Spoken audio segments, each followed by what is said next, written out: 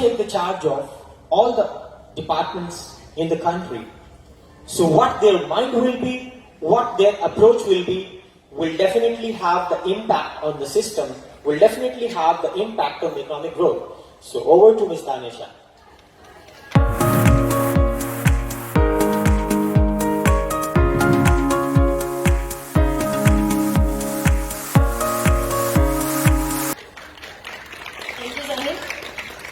I hope it is worth the wait. Okay, Assalamualaikum everybody. It's a pleasure to be here among all the learned souls. I am Dania. I am a serial entrepreneur. I run a top-ranked digital agency in the international market with 40 plus employees. And when I started with a $3 job. जब मैंने start किया था तो I was in a situation के I ate out of a dustbin. And I remember I had a 3-month-old son और मेरे पास 5 घंटे वो मेरी गोद में रोया और मेरे पास 100 रुपया नहीं था कि मैं उसको दूध पिला सकूं. At that time I decided कि I have to do something with my life and no matter what I have to take it further. I started as a freelance writer. मुझे इंटरनेट के बारे में नहीं पता था, राइटिंग मुझे आती थी. So I started as a freelance writer and now I am able to have an LLC in United States which is worth $6.6 million. And I am a gold medalist and a published author. So I'll be sharing my experience उसके हिसाब से जो मैंने सीखा है, लोगों में observe किया है in these 5 years कि एजुकेशन और इकोनॉमी का आपस में क्या ताल्लुक है और हम इसको कैसे लेकर फर्दर चल सकते हैं. Next slide please. So I'll start off with this quote and give a man a fish, you will feed him for a day, but teach a man to fish, you will feed him for a lifetime. This clearly shows कि क्या direct impact है education का economy के ऊपर. सही है. Let's just move to next slide. ये कोई आर्ग्यूबल बात ही नहीं है. इकोनॉमिस्ट्स ने over the period of time research भी किया है, स्टेट भी किया है कि इकोनॉमी की ग्रोथ के लिए क्वालिटी एजुकेशन बहुत ज्यादा जरूरी है. Award winning economist, Nobel award winning economist थे, उन्होंने ये थ्योरी पुट फॉरवर्ड किया था कि एजुकेशन इज एक्चुअली इन्वेस्टमेंट. जिस तरह हम एक इकोनॉमी के अंदर मशीन्स बाय करते हैं, मटेरियल बाय करते हैं, उसके ऊपर इन्वेस्टमेंट करते हैं ताकि इकोनॉमी ग्रो करे, इसी तरह हम एजुकेशन एक लेबर के ऊपर, वर्कफोर्स के ऊपर इन्वेस्टमेंट करते हैं ताकि उसकी प्रोडक्टिविटी इंप्रूव हो, वो हाई एंड इंडस्ट्रीज में काम कर सकता हो, एडवांस स्किल्स हो उसके पास, उसको अपनी सोशल रिस्पॉन्सिबिलिटी के बारे में पता हो और वो सोशली मोबाइल भी हो. वो आज यहाँ काम कर रहे, कल किसी और सिटी में भी चला जाए तो उसके पास वो एजुकेशन होगी जहां से वो कर सकेगा. Okay, so this is Pakistan का इकोनॉमिक सर्वे है और अगर हम इसको देखें तो लिटरेसी रेट और GDP, literacy rate is the strong line और जीडीपी डॉटेड लाइन है. तो उनका एक डायरेक्ट रिलेशन है आपस में विच क्लियरली इंडिकेट्स के इकोनॉमी के ऊपर एजुकेशन का इम्पैक्ट होता है. बट डज और करंट एजुकेशन सिस्टम एड और इकोनॉमी लाइक इट शुड? हमारी डेवलप्ड कंट्री से मैं अपने आप को कंपेयर नहीं करती, यूएस कनाडा से हम नहीं करते कंपेयर, बट जो हमारे साथ इकोनॉमीज हैं जो आज से कुछ अर्सा पहले मार्जिनलाइज्ड इकोनॉमीज थी, पुअर इकोनॉमीज थी, China, Estonia, Ireland, India, Macedonia, Malaysia, they used ICT. उन्होंने इंफॉर्मेशन एंड कम्युनिकेशन टेक्नोलॉजी को इंट्रोड्यूस किया and within few years they are experiencing accelerated growth. तो क्या हम क्यों नहीं कर सकते? तो क्या हमारा सिस्टम ये सपोर्ट करता है? Let's just start with definition education की क्या है. So education encompasses both learning and teaching and of knowledge, proper conduct and technical competency. यही बात यहाँ पे सोचने वाले फर्स्ट पार्ट में कि लर्निंग और टीचिंग बहुत एजुकेशन होती है. हम समझते हैं कि जो बच्चा स्कूल जा रहा है बस उसने पढ़ना है. नहीं, जो उसको पढ़ाने वाला है उसको कॉन्स्टेंटली इंप्रूव करना है, कॉन्स्टेंटली अपने आप को बताना है क्या लेटेस्ट ट्रेंड्स है, मैं बच्चों को आगे सिखा क्या रहा हूँ. सो टीचर हमेशा राइट नहीं होता, उसको हमेशा सब कुछ पता नहीं होता. He should always be open to learning. Second important part है डेफिनेशन का कि it focuses on the cultivation of skills, trades और professions as well as mental, moral and aesthetic development. जितने भी लोग इस हॉल में मौजूद हैं, हम में से कितनों को ये एजुकेशन मिली है जहां हमारी मेंटल, मॉरल और एस्थेटिक डेवलपमेंट हुई है? मुझे तो नहीं मिली. I remember when I was a kid, मुझे किसी टीचर ने नहीं सिखाया कि सॉरी, थैंक यू, प्लीज ये बोलने चाहिए लफ्ज, कर्टसी क्या होती है, जेनरोसिटी क्या होती है, कैरेक्टर क्या होता है इंसान का, ये सारी चीजें कैसे बनती हैं, सोशल रिस्पॉन्सिबिलिटी क्या है आपकी। सो ये सारी एजुकेशन हमें दी ही नहीं जाती, फिर हम किस तरह एक्सपेक्ट करते हैं कि हम जब एजुकेशन की डेफिनेशन पे ही नहीं पूरा करें तो हम एक स्ट्रॉन्गर नेशन बनेंगे। Next slide. Okay, so problem क्या है हमारे एजुकेशन सिस्टम के अंदर? ये प्रॉब्लम है कि शॉर्टेज है क्वालिफाइड टीचर्स का, एडमिनिस्ट्रेटिव स्किल्स नहीं है लोगों के पास, एब्सेंटीज्म रेट बहुत हाई है, focus lower level cognitive skills पे है। आई रिमेम्बर कि मेमोराइजेशन हमारे यहाँ पे बहुत ज्यादा कॉमन होती है। जब मैं मैट्रिकुलेशन कर रही थी हमें 22 ऐसे रटवाए जाते थे, तशरियां रटवाई जाती थी कि आपने बोर्ड में पोजीशन लेनी है। सो पोजीशन तो आ जाती है लेकिन फायदा कोई नहीं होता है सारे रट्टे का। उसके अलावा हमारे पास टेक्स्ट बुक्स प्राइमरी सोर्स है लर्निंग का। अगर हम इंटरनेशनल स्टैंडर्ड से कंपेयर करें तो एक्टिविटी बेस्ड लर्निंग हमारे पास कहीं एग्जिस्ट ही नहीं करती। विजुअल लर्निंग, वर्कशॉप, सेमिनार्स, ऐसा कुछ भी नहीं है। बस हम किताबें देखते हैं, हम पे रट्टे मारते हैं, दैट्स ऑल।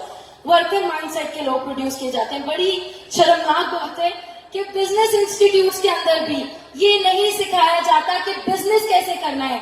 बिजनेस इंस्टीट्यूट पे आपको ये सिखा रहा है कि आपने उसका बिजनेस कैसे चलाना है, उसके बिजनेस में मैनेजर लग जाए, उसके बिजनेस में अकाउंटेंट लग जाए। तो आपको क्या सिखा रहे हैं? एक वर्कर माइंडसेट प्रोड्यूस हो रहा है। जो लोग निकलेंगे बस नौकरी की तलाश में निकलेंगे, नथिंग एल्स। ओके, सो ऑब्सोलीट, पिछली साइड पे ऑब्सोलीट कॉन्सेप्ट्स है। हमें 1988 की चीजें पढ़ाई जा रही हैं, हम 2018 में एग्जिस्ट कर रहे हैं, तो क्या फायदा है उन चीजों का? उसके अलावा इररेलेवेंट स्टफ। आइसोटोप्स के बारे में मुझे पता है कि आइसोटोप्स क्या होते हैं, पर मुझे ये नहीं पता कि मेरी फाइनेंशियल मैनेजमेंट कैसे होनी है। मैंने बैलेंसिंग का केमिकल इक्वेशन के ऊपर 2 हफ्ते में रोई कि केमिकल इक्वेशन मुझसे बैलेंस नहीं होती थी। इतना मैंने मेहनत की कि मेरा ग्रेड ना खराब हो जाए, पर मुझे किसी ने लाइफ बैलेंस करनी नहीं सिखाई। वर्क और लाइफ का क्या बैलेंस है, रिलेशनशिप्स का क्या बैलेंस है, तो ये जरूरी चीज है, ये हमें नहीं सिखाई जाती। मनी, पैसा, जिससे दुनिया चलती है, जिसके ऊपर दुनिया बेस करती है, पैसा कैसे आता है, कैसे बनता है, कहाँ जाता है, कैसे सेव करना है, कैसे स्पेंड करना है, हमें नहीं सिखाया जाता। वेल्थ मैनेजमेंट, एसेट बिल्डिंग, ये चीजें हमें नहीं सिखा दी जाती। स्पेंडिंग नहीं है साइंस और टेक के ऊपर, R&D के ऊपर। यूनेस्को की रिपोर्ट के मुताबिक पाकिस्तान के अंदर साइंस और टेक के अंदर जो स्पेंडिंग है वो 0.24% है, जबकि ग्लोबल एवरेज 2.36% है। तो हम कितना बिलो है, और जब हम इन चीजों पर स्पेंड नहीं करेंगे तो हम पीछे रह जाएंगे। अगर हम देखें तो जो डेवलप्ड कंट्रीज है दुनिया के अंदर, यूएस की एग्जांपल ले, 20 to 40% उनकी एनुअल ग्रोथ जो है इस वजह से हो रही है कि वो टेक्नोलॉजी सेक्टर में इन्वेस्ट कर रहे हैं। हम टेक्नोलॉजी को क्या समझते हैं सिवाय फेसबुक के ऊपर स्क्रॉल करने के? हम उसको किस तरह यूटिलाइज कर रहे हैं? Next slide please. Okay, so with my 5 years of experience मैंने एक कम्युनिटी स्टार्ट किया। जिस तरह मैंने सीखा, सेल्फ लर्न किया इंटरनेट से, इस तरह मेरे पास अभी 6000 स्टूडेंट्स हैं जो सेल्फ सस्टेनेबल हैं, जो फाइनेंशियल फ्रीडम की तरफ मूव कर रहे हैं, जो फ्रीलांसिंग और दूसरी स्मॉल बिजनेसेस इंटरनेट के थ्रू अर्न करना सीख रहे हैं। तो मैंने क्या ऑब्जर्व किया उन लोगों के अंदर कि सबसे इंपॉर्टेंट स्किल है कि हम लोगों के पास प्रॉब्लम सॉल्विंग का स्किल नहीं है। प्रॉब्लम अगर हम लोगों के पास आ जाए तो हम लोग क्या करते हैं? सबसे पहले तो हम ब्लेम करते हैं, तुम्हारी गलती तुम्हारी गलती है। ब्लेम के बाद हम आर्ग्यू करते हैं, एक हफ्ता यही करते रहते हैं, सोल्यूशन की तरफ हम नहीं चाहते। सो प्रॉब्लम को देख के पहला अप्रोच बंदे का होना चाहिए सोल्यूशन। सही है, क्रिटिकल थिंकिंग कि मेरे एक डिसीजन का दूसरे डिसीजन के ऊपर क्या इम्पैक्ट होगा, मेरे लिए क्या चीज ज्यादा मायने रखती है, मैंने अपना पैसा कैसे स्पेंड करना है, मैंने अपनी लाइफ डिसीजन कैसे लेने, ये डिग्री आखिर मैं कर रहा हूँ तो मैं क्यों कर रहा हूँ, उससे मुझे क्या फायदा हो रहा है। क्रिटिकल थिंकिंग नहीं है हम लोगों के पास, ना हमें सिखाई जाती है। लर्निंग स्किल्स, हम लोगों का बहुत बड़ा इशू है कि हम सारे के सारे हमें लगता है हमें सब कुछ पता है, we are not open to learning. हम एक रिजिड अप्रोच के साथ बैठे होते हैं और सिर्फ इसलिए सुनते हैं कि हम बात का जवाब दे सके, इसलिए नहीं सुनते हैं कि बात समझ आए। मैं बात कर रही हूँ कि नेक्स्ट बंदा सिर्फ इसलिए सुनेगा कि वो मेरी बात का जल्दी से जवाब दे दे, इसलिए नहीं सुनेगा कि मेरी बात समझे कि मैं क्या कह रही हूँ। सो ये इंपॉर्टेंट है। कम्युनिकेशन क्लाइंट के साथ कैसे की जाती है, इसके ऊपर मैं कोर्सेस बिल्ड करती हूँ, लोगों को सिखाती हूँ कि क्लाइंट को आपने कैसे हुक करना है अपने साथ, क्लाइंट किन चीजों से आपकी वैल्यू अंडरस्टैंड करेगा, लॉन्ग टर्म आपका पार्टनर कैसे बन सकता है। आपने नो कब कहना है किसी को, बिना वजह में किसी के लिए अगर आप फेवर कर रहे हैं, आप क्यों कर रहे हैं, आप ना करें, but we can't say no. हमारा कम्युनिकेशन का इतना बड़ा बैरियर है कि हमें ये चीजें सिखाई नहीं जाती। Personal skills, self management, self awareness. Iqbal का शेर है, खुद ही को कर बुलंद इतना कि हर तकदीर से पहले खुदा बंदे से खुद पूछे बता तेरी रजा क्या है। तो ये खुद ही क्या है? सेल्फ है, कितने हम जब एजुकेशन सिस्टम से निकलते हैं हमें अपनी खुदी के बारे में क्या पता होता है, अपने सेल्फ के बारे में कितना हमें अवेयरनेस होती है, और फिर हम कैसे इंटरेक्ट करना है, लोगों से कैसे बात करनी है, लोगों को एक्नॉलेज अप्रिशिएट करना। एक बहुत फेमस बंदा है, उसका एक कोट है कि जब आप किसी आम वर्कर से भी मिले, अगर आपको बंदा आपका ड्राइवर भी है, आप उससे इस तरह मिले कि वो दुनिया का मोस्ट इंपॉर्टेंट पर्सन है, लेकिन हम ऐसा नहीं करते। हम लोगों को हमेशा डिग्रेड करते हैं, डिस्करेज करते हैं, लेग पुलिंग करते हैं, तो ये सब हमें नहीं करना चाहिए। Emotional intelligence, I had a good IQ as a kid, और मैंने हमेशा टॉप किया, लेकिन इसमें मेरा कोई कमाल नहीं था, मेरा IQ अच्छा था, रटे मार सकती थी। बट 25 इयर्स के बाद, आज मैं 25 साल की हो गई, मुझे अभी रिसेंटली रियलाइज हुआ है कि मेरा इमोशनल इंटेलिजेंस 0 है। मुझे अपना सेल्फ कंट्रोल नहीं है, मुझे टेम्परामेंट नहीं कंट्रोल करना आता, मुझे लोगों के साथ डील नहीं करना आता कि इस बंदे को कितनी स्पेस देनी है, मुझे ये नहीं पता। प्रोफेशनल एनवायरमेंट्स में कैसे बिहेव करना है, उसके लिए इमोशनल इंटेलिजेंस कितनी जरूरी है, ये सब कुछ हमें नहीं सिखाया जाता। IQ तो किसी भी बंदे का इनेट होता है, EQ वो चीज होती है जो डेवलप की जा सकती है। तो इमोशनल इंटेलिजेंस के ऊपर काम होना चाहिए, जिस तरह की हम दुनिया में रह रहे हैं। लास्ट स्लाइड है मेरे पास कि मस्ट हैव कोर्सेज क्या है हमारे पास, जो इस आजकल की डिजिटली एडवांस दौर में, जो दौर ही इंटरनेट का है, उसके अंदर डिजिटल वर्ल्ड ऑर्डर, जिस तरह केमिस्ट्री, साइंस, फिजिक्स हमें पढ़ाए जाते हैं, इस तरह इंटरनेट का एक प्रॉपर सब्जेक्ट होना चाहिए, उसको पढ़ाना चाहिए कि डिजिटल वर्ल्ड से हम कैसे कितना कुछ अर्न कर सकते हैं। विद 0 इन्वेस्टमेंट आप एक बिजनेस बिल्ड कर सकते हैं, विद 0 स्किल आप सेल्फ लर्निंग करके आप फ्रीलांसिंग कर सकते हैं, आप एंटरप्रेन्योरशिप कर सकते हैं। एंटरप्रेन्योरशिप बिल्कुल कॉन्सेप्ट ही नहीं कोई हमारे यहाँ पे, कोई नहीं बताता कि जब आप यहाँ से बाहर निकलेंगे तो आपको कौन से बैंक्स हैं जो लोन्स दे सकते हैं, क्या तरीके हैं, क्या पोटेंशियल गैप्स हैं 2018 की इंडस्ट्री में, क्या नीड्स हैं, क्या बिजनेसेस हैं, क्या रिस्क हैं, और उनको आपने कैसे लेकर चलना है, ये सब कुछ हमें नहीं सिखाया जाता। हमारे यहाँ पे से वही लोग बिजनेस करते हैं जिनके आबाज बिजनेस करते थे। इस तरह हम कैसे एक सस्टेनेबल इकोनॉमी बनेंगे, किस तरह हम फाइनेंशियली फ्री होंगे।